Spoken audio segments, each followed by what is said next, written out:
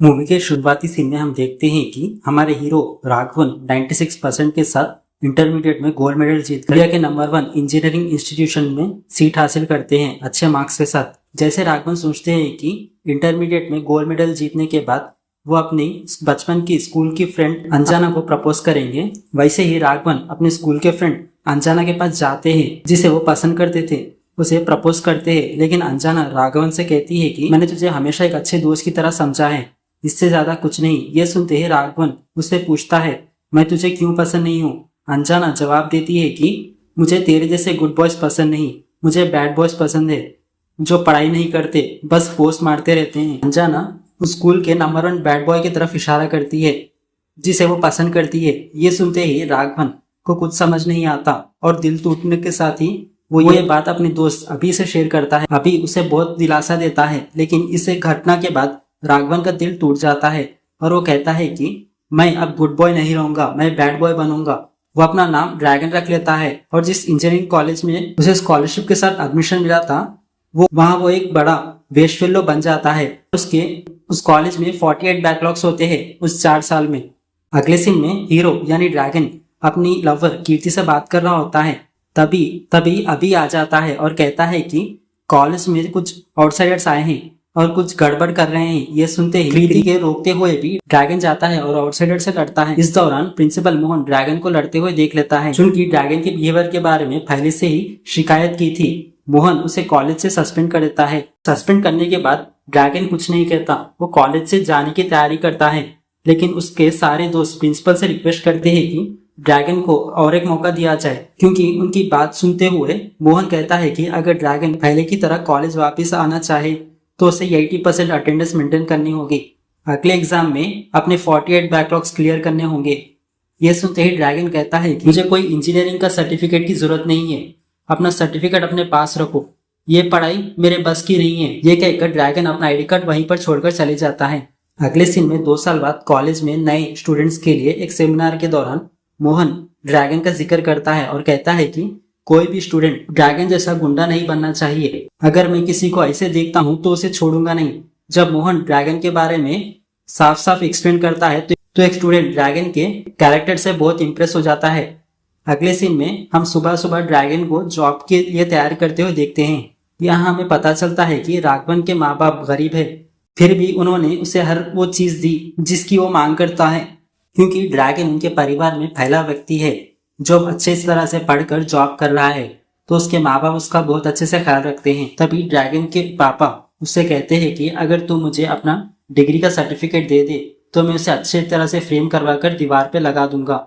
लेकिन ड्रैगन अपने सर्टिफिकेट के बारे में कुछ नहीं बताता और अर्जेंट ऑफिस में काम है कहकर वहां से मैनेज कर चले जाता है। अगले सीन में ड्रैगन एक फ्लैट पे जाता है जहां उसके दोस्त रहते हैं। वो सबको कहता है कि शाम को वापस आते वक्त अपनी सैलरी के पैसे ले आना। जब वो ऑफिस जाता है तो फ्लैट में अकेला रहकर टीवी शोज देखता है और रील्स बनाकर टाइम पास करता है। शाम को जब उसके दोस्त फ्लैट पे वापस आते हैं तो वो हर एक दोस्त से थोड़ी थोड़ी अमाउंट लेता है, उससे जोड़ता है और अपने पेरेंट्स को अपनी सैलरी कहकर दे देता है। फिर कोई खर्चा होने का बहाना बनाकर वही पैसे पेरेंट्स से वापस लेता है और दोस्तों को दे देता है। राघवन के पेरेंट्स के साथ ये बिहेवियर देखकर अभी कहता है कि उन्हें ऐसा धोखा नहीं देना चाहिए, मेहनत करके कोई काम क्यों नहीं कर सकता तू। राघवन जवाब देता है कि जितना मैं पढ़ा उसके लिए छोटी जॉब नहीं करूंगा, अगर कुछ करना है तो बड़ी जॉब ही करूंगा। और उसका दोस्त अभी कुछ नहीं कहता, चुप हो जाता है।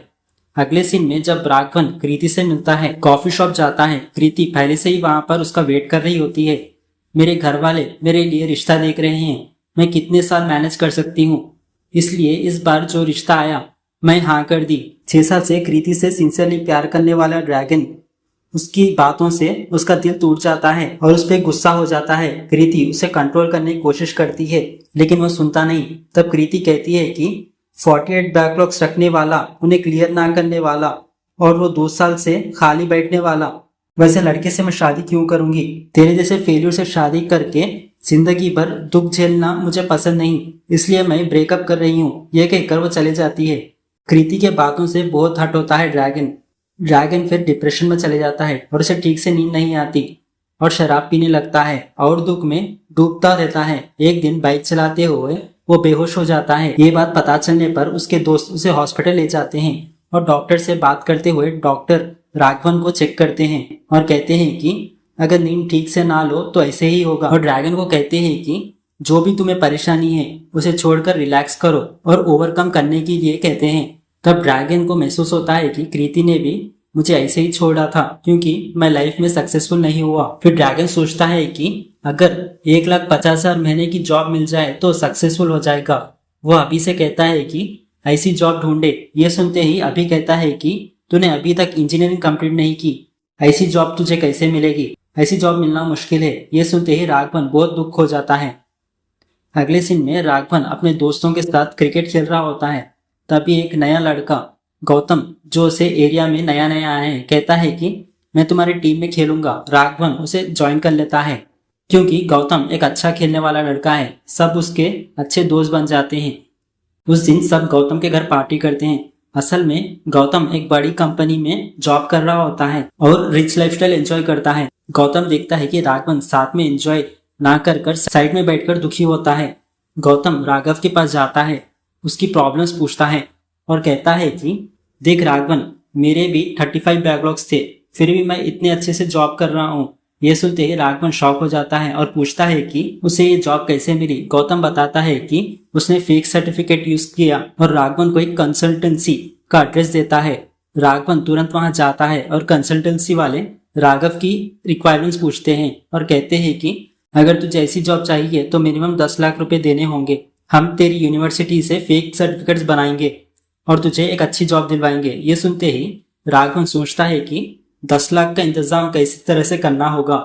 वो अपने पेरेंट्स से कहता है कि मुझे 1,50,000 की जॉब मिली है, इसका फायदा उठाने के लिए मुझे करंट जॉब छोड़नी होगी, उसके लिए कंपनी को 10 लाख देने होंगे। वो अपने पेरेंट्स से पैसे मांगता है। ये सुनते ही उसकी माँ कहती है कि तेरी पढ़ाई के लिए तेरे पापा ने बहुत मेहनत की है, अभी 10 लाख रुपए कहाँ से लाएंगे। वो राघव को डांटती है। अपने पेरेंट्स से नाराज होकर राघवन यानी ड्रैगन वहां से चले जाता है। राघवन को डांटने के बाद उसकी माँ बहुत दुखी हो जाती है। अगले सीन में राघवन के पापा अपनी दुखी वाइफ के पास जाते हैं और कहते हैं कि राघवन अभी बच्चा है, उसने बिना सोचे बात की, उसके अलावा हमारा इस दुनिया में कौन है, हमें उसकी मदद करनी चाहिए। वो गाँव में अपनी जमीन बेच देते हैं और पैसा राघवन को दे देते हैं। राघवन 10 लाख रुपए कंसल्टेंसी को दे देते हैं और फेक सर्टिफिकेट्स लेकर इंटरव्यू देते हैं और हैदराबाद में जॉब हासिल कर लेते हैं। वो जॉब ज्वाइन करते हैं, लेकिन शुरू में काम में दिक्कत होती है। फिर भी उसने टिकने के लिए वो मेहनत करता है और सीखता है। 2 साल के अंदर एक एम्प्लॉय से शुरू कर राघवन धीरे धीरे लीडर बन जाता है। उसकी सैलरी 2,50,000 तक पहुंच जाती है। अच्छी कमाई के साथ और एक बड़ा घर और एक कॉस्टली कार खरीद लेता है, लेकिन उसकी ज्यादातर सैलरी EMI में चले जाती है। फिर भी काम में बेस्ट एम्प्लॉय होने के कारण राघवन फाइनेंशियल रिस्क लेने में भी आगे बढ़ता है। अगले सीन में मिडिल क्लास से अचानक इतना रिच पोजीशन पे पहुंचने पर राघवन के पापा के एक रिश्तेदार हैरान हो जाते हैं। ये व्यक्ति और ये राघवन का रिश्ता परशुराम की बेटी के साथ फिक्स करते हैं, जो एक स्टील फैक्ट्री के मालिक है और शहर का सबसे बड़ा अमीर आदमी है। जब राघवन के पेरेंट्स रिश्ते के लिए परशुराम के घर जाते हैं, वो कहते हैं कि हम इतने रिच नहीं हैं कि आपका रिश्ता एक्सेप्ट कर सके। परशुराम जवाब देता है कि मुझे स्टेटस से मतलब नहीं, आजकल सब फ्रॉड है, मुझे अपने दम पर आने वाले यानी सेल्फ इंडिपेंडेंट वाला दामाद चाहिए जैसा तुम्हारा बेटा है। अभी परशुराम की छोटी बेटी पल्लवी वहां आती है। पल्लवी ने US में MBA किया था, कुछ साल अपने बाप की कंपनी संभाल ली और अब US में सेटल होना चाहती है। पल्लवी को पहली नजर में पसंद करने के बाद राघवन कहता है कि वो शादी कर US सेटल होना चाहता है, लेकिन पल्लवी कहती है कि मैं तभी तुझसे शादी करूंगी जब तू मेरा टेस्ट पास करेगा, और उसे उस रात डेट पर ले जाने के लिए कहती है। राघवन उसके कहने पर डेट पर ले जाता है। राघवन पल्लवी के एक्सेप्टेशन को पूरा करता है और वो उससे प्यार करने लगती है। दोनों की एंगेजमेंट हो जाती है। एक सीन में ट्रैफिक सिग्नल पर राघव कार में पल्लवी से बात कर रहा होता है। पल्लवी उसे सिगरेट पीते हुए देखती है। पल्लवी उसे सिगरेट फेंकने के लिए कहती है। उसकी बात मानकर वो सिगरेट बाहर फेंक देता है और अपनी कंपनी के लिए निकल जाता है। कंपनी में राघवन को मैनेजर बनाकर US भेज रहे होते हैं। ये बात पता चलते ही राघवन बहुत खुश होता है। तभी मोहन वहां आता है। हमें कुछ देर पहले की फ्लैशबैक दिखाया जाता है, जहां पर ट्रैफिक सिग्नल पर राघवन ने जो सिगरेट फेंकी थी वो मोहन को लगती है। ये देखकर मोहन जो उसे सिगरेट को फेंकने वाले राघवन को जब इतने रिच पोजीशन में देखता है शॉक हो जाता है। वो राघवन का पीछा करता है और इसी कंपनी तक पहुंचता है। रास्ते में मोहन को पता चलता है कि राघवन परशुराम की दूसरी बेटी से शादी करने वाला है, जिससे उसका गुस्सा बहुत बढ़ जाता है। स्टोरी प्रेजेंट में आ जाती है। अपने प्रिंसिपल को सालों बाद देखकर राघवन घबरा जाता है, डरते हुए कि कहीं मोहन कंपनी में ये ना बता दे कि उसने इंजीनियर कंप्लीट नहीं की। वो जल्द से मोहन को साइड में ले जाता है और रिक्वेस्ट करता है, प्लीज मेरी जिंदगी बर्बाद मत करो, कंपनी में सच बोलकर मेरी जिंदगी अभी ठीक होने लगी है। राघवन की परेशानी देखकर मोहन कहता है कि अगर मैं कंपनी में सच ना बोलूं, अगले 3 महीने कॉलेज आओ, आने वाले एग्जाम्स दो और अपने 48 बैकलॉग्स क्लियर करो। ये सुनते ही राघवन जिद करता है, मैं अभी जॉब कर रहा हूँ, ऐसी हालतों में मैं कॉलेज आकर एग्जाम नहीं दे सकता, मैं नहीं आऊंगा। मोहन धमकी देता है, अगर तू नहीं आया तो मैं तेरे ससुर को सच बता दूंगा। राघवन के पास कोई ऑप्शन नहीं बचता, तो अपने घर वालों और पल्लवी के घर वालों को मैनेज करता है कि वो जॉब के लिए मुंबई जा रहा है 3 महीने की ट्रेनिंग के लिए। ऑफिस में भी शादी का काम ज्यादा होने का बहाना बनाकर 3 महीने वर्क फ्रॉम होम मांगता है और मांग कर कॉलेज जाता है। सालों बाद कॉलेज आने पर मोहन उसे पूरी कॉलेज में घुमाता है और क्लास में बिठाता है। पहले से राघवन के बारे में जानने वाले स्टूडेंट्स सालों बाद उसे वापस कॉलेज में देखकर अजीब नजरों से देखते हैं। तभी वहां पर एक आदमी आता है, छोटा ड्रैगन, जो राघवन को अपना रोल मॉडल मानता है। 9 सब्जेक्ट्स बैकलॉग रखकर राघवन की तरह बिहेव करता है और उसे मिलने के लिए एक्साइटेड होता है, लेकिन राघवन को यह बात अच्छी नहीं लगती। अगले सीन में राघवन किसी तरह 48 बैकलॉग्स मैनेज करने के लिए कंसल्टेंसी को फोन करता है। उसी कॉलेज में नए लेक्चरर बनकर आए कीर्ति क्लासरूम में ड्रैगन को देखकर शॉक हो जाती है, लेकिन राघवन कीर्ति को देखकर इग्नोर करता है और वहां से चले जाता है। इस सीन में कंसल्टेंसी के हेड राघवन को कॉल कर कहते हैं कि पढ़कर पास करने के अलावा कोई ऑप्शन नहीं है और फोन काट देता है। यह सुनकर राघवन बहुत दुखी हो जाता है। तभी वहां कीर्ति उससे बात करने की कोशिश करती है, लेकिन राघवन उसे इग्नोर कर चले जाता है। कीर्ति कहती है कि तेरे साथ जो मैंने किया उसके लिए मैं गिल्टी महसूस करती हूँ। ये सुनते राघवन उसे समझता है और उससे बात करता है। कीर्ति ने सभी इंफॉर्मेशन अभी से ले ली है और कहती है कि मैं एग्जाम्स के लिए नोट्स तैयार कर दूंगी, तू इस एग्जाम में पास हो जा और अपनी पसंद की लड़की से शादी कर खुश रहे तो मेरा दुख कम होगा। राघवन भी कीर्ति से हाँ कहता है। उसके बाद कीर्ति की मदद के लिए राघवन फोकस्ड होकर पढ़ाई करता है। साथ में अपने रोल मॉडल मानकर अपना करियर बर्बाद करने वाले छोटे ड्रैगन को भी अपने पास बिठाकर पढ़ाता है। एग्जाम भी शुरू हो जाता है। टोटल में राघवन 47 सब्जेक्ट्स आसानी से लिख देता है। एक सीन में वो हॉस्टल के बाहर लास्ट सब्जेक्ट के लिए तैयारी कर रहा होता है। तभी कीर्ति केक लेकर आती है और उसे हैप्पी बर्थडे कहती है। राघवन कीर्ति को देखकर बहुत खुश हो जाता है। तभी पल्लवी उसे फोन करती है और कहती है, मैं तुझे सरप्राइज देने मुंबई आई हूँ। यह सुनते ही राघवन डरता है कि कहीं पल्लवी को सच ना पता चल जाए और वो शादी कैंसिल ना कर दे। तो पल्लवी को कहता है कि मैं भी तुझे सरप्राइज देने मुंबई से हैदराबाद आया हूँ। ये सुनते ही पल्लवी कहती है कि मैं अगली फ्लाइट से हैदराबाद आऊंगी। अगर मैं हैदराबाद एयरपोर्ट पर लैंड करूं और तुम मुझे वहां ना मिले तो मैं ये शादी कैंसिल कर दूंगी। ये सुनते ही राघवन टेंशन में आ जाता है। पल्लवी का फोन काटते ही फिर राघवन सोचता है कि कल सुबह एग्जाम है, अगर इसने कोई गड़बड़ हुई तो पल्लवी उसकी लाइफ से चली जाएगी। ये डर के साथ वो छोटा ड्रैगन यानी कुट्टी ड्रैगन को लेके कीर्ति की कार में हैदराबाद के लिए निकल जाता है। पल्लवी के हैदराबाद आने से पहले राघवन चेन्नई से ट्रैवल कर हैदराबाद पहुंच जाता है। ट्रैवल के कारण थका हुआ राघव को देखकर पल्लवी पूछती है, तू मुझसे झूठ तो नहीं बोल रहा ना, और उसे प्रॉमिस करने के लिए कहती है। राघवन के पास कोई चारा नहीं बचता और वो पल्लवी पे प्रॉमिस कर कहता है कि मैं झूठ नहीं बोल रहा।